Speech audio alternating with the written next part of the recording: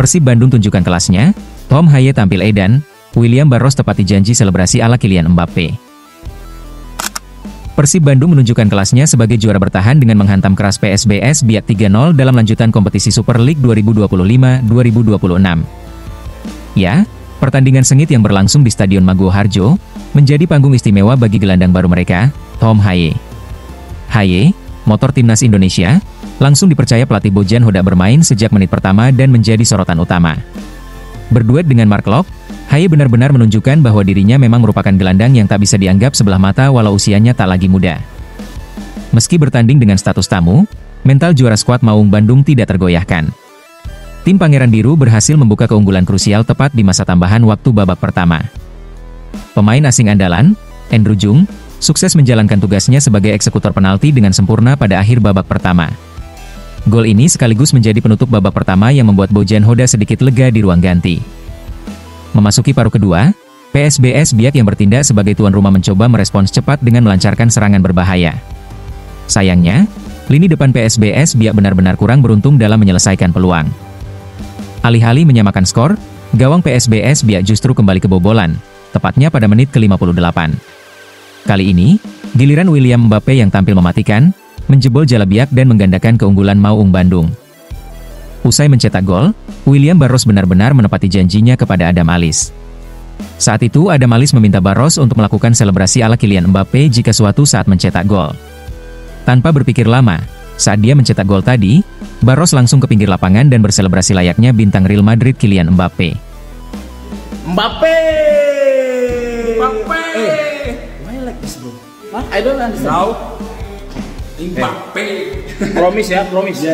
Next, promise for Boboto. Next game, Okay. celebration Mbappe. Oke, deal ya. Okay. Oke, berarti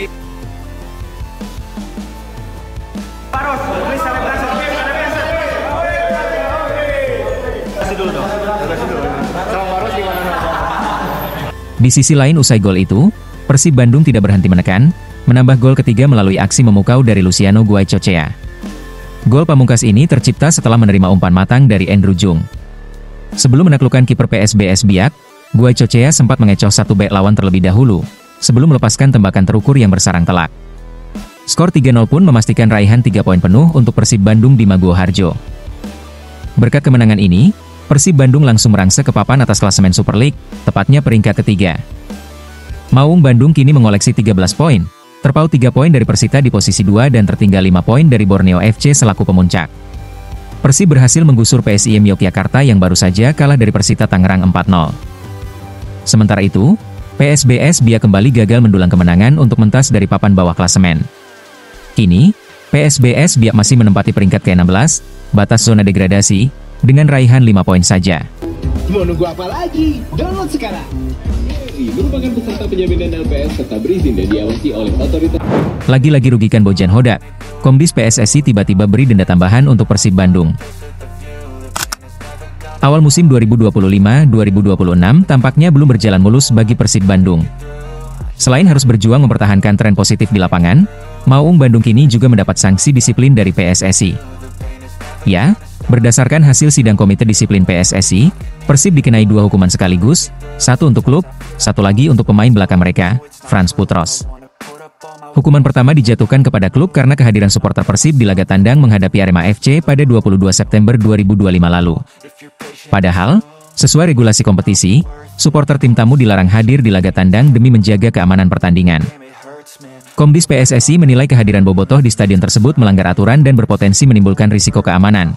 Akibatnya, Persib Bandung dijatuhi denda sebesar 25 juta rupiah. Tak hanya klub, pemain asal Irak, Frans Putros juga turut mendapat sanksi dari Komdis PSSI.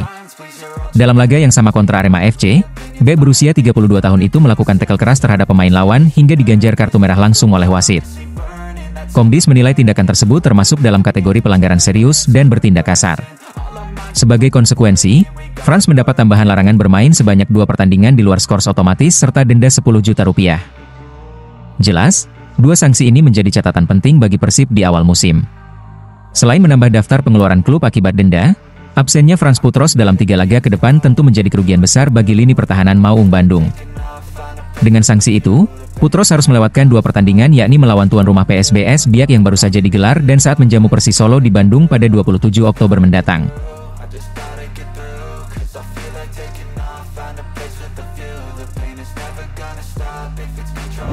Mengaku tak menyangka bisa begini, Bung Binder peringatkan Erick Thohir soal pelatih baru di Timnas Indonesia.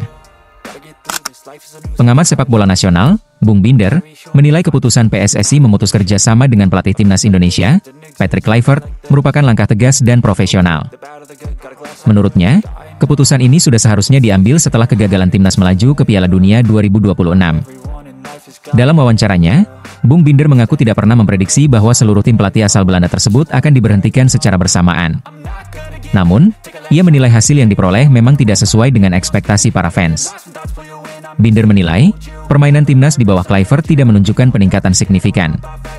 Stabilitas permainan dan konsistensi hasil dianggap belum sesuai harapan publik. Binder menyebut langkah PSSI sudah tepat, keputusan untuk mengakhiri kerjasama bukan hanya dipengaruhi tekanan publik, tetapi juga pertimbangan internal federasi.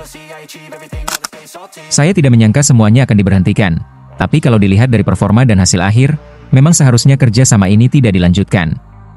Saya rasa ini bukan hanya karena tekanan supporter, tapi juga karena evaluasi internal di tubuh PSSI.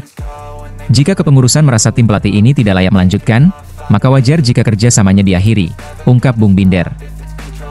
Menurut Binder, kegagalan timnas di bawah Kluivert bukan berarti akhir segalanya.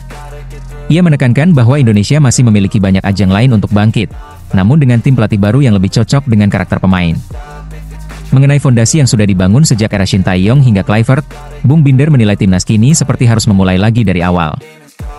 Ia menambahkan bahwa langkah ini menjadi pil pahit bagi sepak bola Indonesia. Harapan besar saat Kluivert datang ternyata tidak berbuah hasil yang diinginkan. Terkait pelatih baru, Bung Binder menilai Indonesia membutuhkan sosok yang tegas dan cerdas, bukan hanya populer di Eropa. Menurutnya, pelatih baru harus mampu menyeimbangkan teknik individu pemain dengan karakter sepak bola Asia yang menuntut stamina dan kecepatan tinggi. Binder menilai, salah satu kelemahan utama Kluivert adalah tidak mampu menyesuaikan strategi dengan karakter pemain Indonesia. Dengan pelatih baru nanti, siapapun dia, tentu harus mulai dari nol. Apalagi kalau pelatih itu belum pernah melatih di kawasan Asia, pasti butuh waktu adaptasi. Meskipun banyak pemain kita bermain di Eropa, pelatih yang dibutuhkan bukan sekadar yang berpengalaman di sana. Kita butuh pelatih yang bisa menjaga ruang ganti, punya prinsip, dan tahu bagaimana memanfaatkan kekuatan tim. Pemain kita punya teknik bagus, tapi tidak semuanya punya stamina kuat untuk bermain intens selama 90 menit. Seharusnya itu bisa disiasati dengan taktik yang sesuai, jelas Bung Binder.